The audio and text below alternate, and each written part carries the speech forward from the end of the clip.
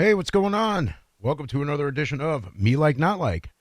Today's April 24th, 2025. I am Giuseppe, and I like movies. I like going to the movies. I went to a movie last week. Went on Friday, opening day for the movie. Usually go on the Thursday night right before the opening day for that like preview night where they have like two showings of a movie. But I was off that Friday, and I was like, you know what? I'll go today. So I went for like the first showing on the Friday. And I was going to talk about this movie. It's a movie called Sinners, and I wanted to talk about it. I was like, you know what? Let me wait a week, let it resonate a little bit, let people see it, and then I'll talk about it, give my spoilers, because I generally do that. But I was like, okay, let me hold off. But then I was like, you know what? Maybe I could do my second video on a band. You know, Jerry Only just had a birthday, and I was like, you know, maybe I could do an episode on the Misfits. Maybe I could do a video on the Misfits. I love the Misfits.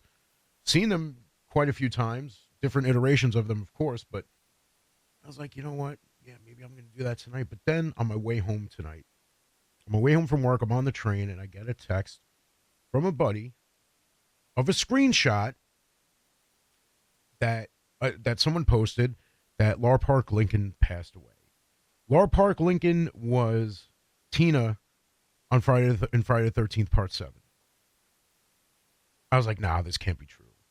But when I saw the person who posted, I was like, I don't think he would lie, but I also think he would do his research before posting something like that, because this is huge, especially in the world of horror movie fans, Friday the 13th fans more specifically. So I looked it up. I couldn't find anything. Texted my buddy back. I'm like, dude, none of this. I can't find anything on the death of Lar Park Lincoln. He's like, so you think it's wrong? I'm like, I don't think he would post that. If it was, then, you know, I clicked the refresh button and there it was. I was like, oh man, that's terrible. And it was a big blow to me because I'm a huge fan of Friday the 13th Part 7, The New Blood. It's been my favorite for years.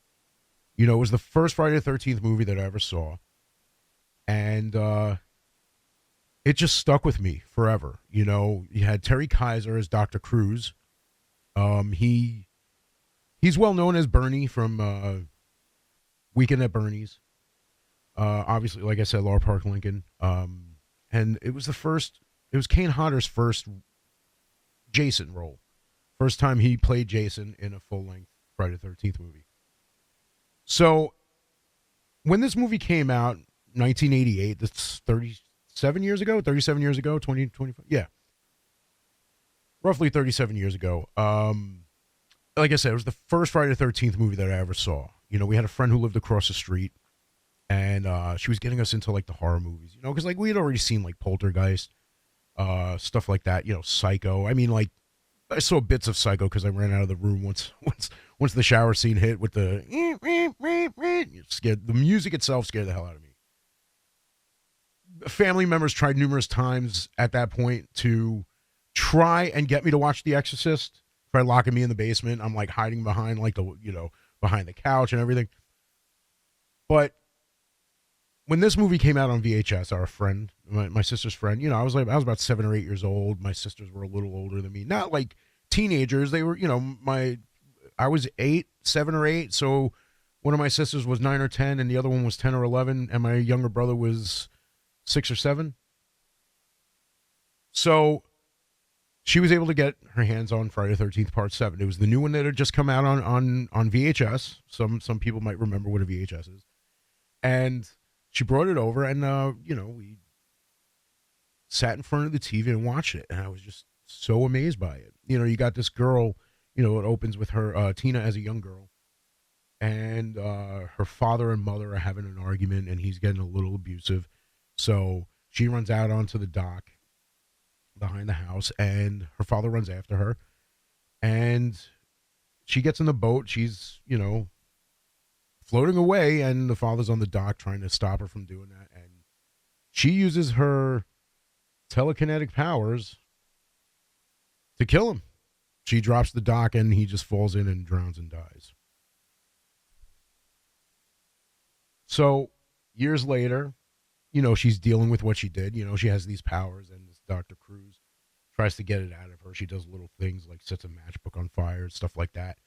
And then she goes back, brings her back to the house where it all happened, and takes her, she goes out onto the dock and she uses her powers and has the water where her father died, where her father drowned.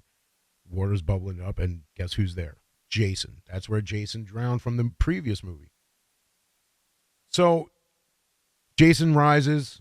I'm looking at this dude and I'm like, wow, that dude is freaking scary. And it's like, I didn't realize it at the time, but this guy's wearing a freaking hockey mask.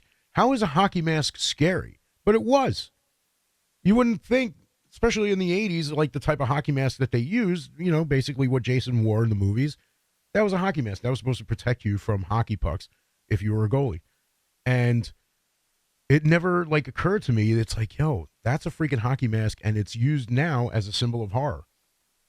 And he just comes out. He's got part of the left side of the mask is ripped. He's got a big knife mark in the mask. Again, being the first Jason movie that I ever saw, I didn't know where that came from. I didn't know why the side of the mask was all torn. But when he comes out, he's got these broad shoulders. His clothes are all tattered, and you could see his ribs. You could see his spine from the back. And he was just scary. Because when you see the side of his face, through the mask, you could see his teeth. Because part of his face is all deteriorated, and you could just see his teeth, no lips, no mouth. And whenever he moves his mouth, you could see the teeth moving up and down. And Kane Hodder had these broad shoulders, and his signature move was the deep breathing and the quick head turn. And it was just so scary to me. Slasher movies aren't like that now. It doesn't instill that same kind of fear that it did back in the 80s when it was still all kind of new. And, I know Part 7 is the one where people say that it all started going downhill because, you bring in someone in with, supernatural powers going up against Jason, but I didn't know any better because it was my first movie. My first Friday the 13th movie. Much like, Halloween 3 was my first Halloween movie. I didn't know any better. I liked it as a kid. So, throughout the movie, Jason's being Jason. Following these people around at this campsite, and just hacking through them all. The same thing happens in every movie. People are getting drunk, people are getting high, people are having sex. Jason doesn't like that shit, man. You're out. You can't have this. And of course, Part 7 brought about one of the most famous, most memorable kills in the whole franchise. The body in the sleeping bag against the tree. Just showed you the insane raw power that this creature that came back from the dead has. You generally look at something that came back from the dead as weak, frail. Anything that it tries to pick up that's too heavy, you'd figure the arm would fall off. But in this sense, it just made him stronger. Kane Hodder is my favorite Jason because of that movie. Part 8, Jason Takes Manhattan. Again, I was still a kid, so to me, it was still a good movie. I mean, I didn't think it was as good as Part 7, but of course, from Part 7, you go backwards. It's like, all right, I got to see the first one. So at that age, Part 1 was still a mystery to me. I didn't know that Jason's mother was the killer, who later we find out her name was Pamela in final chapter. But to me, it was just such an awesome movie. I mean, one of my favorite weapons is from that movie too, that bladed weed whacker. It's got the saw blade on the end of it, and he kills Dr. Cruz with it. I just thought that was so awesome. But Dr. Cruz is such a dick. He used fucking Tina's mom as a human shield, and she gets it. She gets taken out. So, it really was kind of a blow, a big blow to hear that she passed away.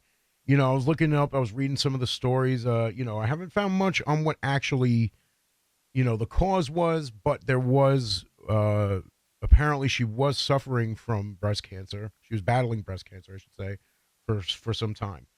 But there is no actual, there's no report on what it was that actually did it. And it really is a shame, because, another thing was, too, she was supposed to be at this horror convention that I was going to. I brought a Friday the 13th Part 7 poster that I got from one of the artists from Cavity Colors. I'm so sorry, I can't think of his name right now. But I brought that with me because Kane Hodder was going to be there too. It would have been like my fourth time meeting Kane Hodder, but I wanted him to autograph it and have her autograph it as well, and have both of their autographs obviously on this one, 11x17 poster. And when we got there, it turns out she wasn't there. I was a little upset because again, Part 7 was my favorite. It's the first Friday the 13th movie I ever saw, and since then it's been my favorite. I will say though, VC Dupree was there from Part 8. As everybody knows, the dude who went hand to hand with Jason Voorhees on a rooftop almost got him. Like I even told him, I was like, dude, you don't know how many times I've watched that movie and watched that scene and still think it's going to end differently. Because he got him right. He got Jason right to the edge, and he's like, fine, take your best shot. Popped his head right off. Great scene. Still love Part 8. Jason Goes to Hell, the final Friday, was my first Friday the 13th in theater. That was a little bit of a letdown, but I still love that movie because it was my first Friday the 13th in theater. But Part 7, it always has this special place in my heart. I always say that Part 3 is a very close second. If I can have a tie for first place, it's Part 7 and Part 3. Because Part 3, aside from the 3D, I love 3D. I think I mentioned that in my last video quite a few times. Aside from that, it's the one where Jason gets the mask, and it just became an iconic symbol of horror at that point going forward. It's like whenever anybody sees a hockey mask now, oh, that's a Jason mask. It's not a hockey mask anymore. It's a Jason mask. So when it comes to Friday the 13th, Part 7, The New Blood, me like. Lar Park Lincoln, rest in peace. Very sorry to hear about the passing of Lar Park Lincoln. And I guess that's it for tonight. Thank you guys very much. Appreciate it. Like, share, and subscribe. Have a good night. Like, share, subscribe.